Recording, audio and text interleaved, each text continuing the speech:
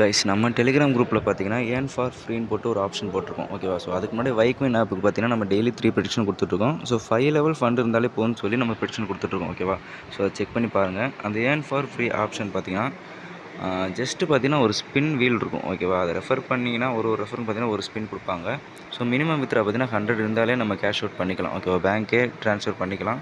So அதில் 2 million subscriber பார்த்தீங்கன்னா அவங்களோட அஃபிஷியல் டெலிகிராம் குரூப்பில் ஜாயின் பண்ணியிருக்காங்க. ஓகேவா? ஸோ டெய்லி பார்த்தீங்கன்னா டெய்லி 3K 4K பார்த்தீங்கன்னா ஏர்ன் பண்ணிகிட்ருக்காங்க.